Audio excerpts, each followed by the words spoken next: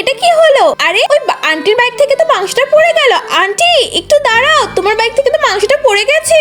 আরে আন্টি একটু তাড়াতাড়ি এসো না। আরে ওই আন্টিটা তো মাংসটা না নিয়ে চলে গেল। আমি এক কাজ করি, যাই চুপি চুপি গিয়ে মাংসটাকে নিয়ে আসি। ওই আন্টিটা তো অনেক দূরে চলে গেছে, আমি বরং এটা বাসায় নিয়ে যাই। আমার মা তো এটা রান্না করবে। যাই এটা তাড়াতাড়ি বাসায় নিয়ে যাই। বন্ধুরা, তোমরা যদি আপেল খেয়ে থাকো তাহলে ভিডিওটাকে লাইক করে দাও, আর যদি চকলেট খেয়ে থাকো তাহলে চ্যানেলটাকে সাবস্ক্রাইব করে দাও। আর তুমি কোন ক্লাসে পড়ো তা কমেন্ট করে জানাও। যাই প্রথমেই মাংসটাকে ধুয়ে নি, এবারে এই মাংসটাকে সুন্দর করে কেটে পিস পিস করে নি। আরে মাংসটাকে তো ছোট ছোট টুকরো করতে হবে যাতে এটা ভালো সেদ্ধ হয়। এই তো মাংস কাটা তো হয়ে গেছে। যে এটার মধ্যে জিরা গুঁড়া, কারি সস আর একটা বাড়িতে কিছুটা ময়দা, বেকিং সোডা নিয়ে নি। এবার এটাতেই মাংসটার মধ্যে দিয়ে দিব। এটাকে এবার ভালোভাবে মিশিয়ে নি। এই তো এটা তো মাখানো হয়ে গেছে। এবার এটাকে কিছুক্ষণ রেখে দিতে হবে। এবারে ক্যাপসিকামটাকে কুচি কুচি করে কেটে নি। আমি তো এখানে 2 রকমের ক্যাপসিকাম নিয়েছি, লালটা আর সবুজটা। দুটো তো কাটা হয়ে গেল। এবার রসুনকে থেতলা করে নি। এবার একটা কড়াইতে কিছুটা তেল দিয়ে এগুলোকে সুন্দর করে ভেজে নি। যাই এবার এটার মধ্যে মাংসটাও দিয়ে দিই। মাংসটাকে তো সুন্দর করে ভেজে নিতে হবে। এবার এটার মধ্যে বাকি জিনিসগুলো দিয়ে ভালোভাবে নাড়তে হবে। আরে এবার এটার মধ্যে আমি